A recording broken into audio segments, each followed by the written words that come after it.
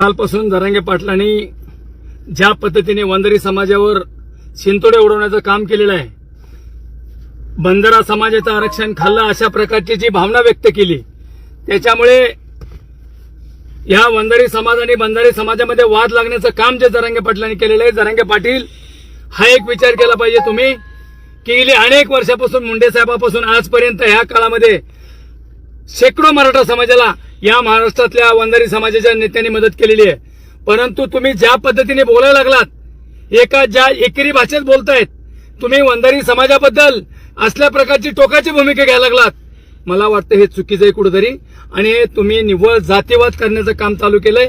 तुम्हाला असं आजपर्यंत आम्ही कोणत्याही मराठा बांधवाच्या विरोधात बोललेलो नाही, परंतु तुम्हाला वंजारी समाजाचं नाव घेतल्याशिवाय आणि वंजारी समाजाबद्दल बोलल्याशिवाय जेवण जात नाही, अशी आता ही परिस्थिती निर्माण झालेली आहे.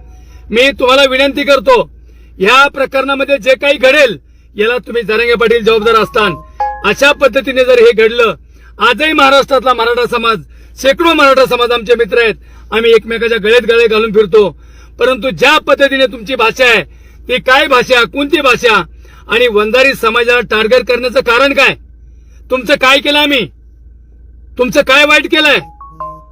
उलट मराठा समाजाला आरक्षण मिळावं, गोपीनाथ मुंडे हयात असल्यापासून त्यांनी ते काम केलंय.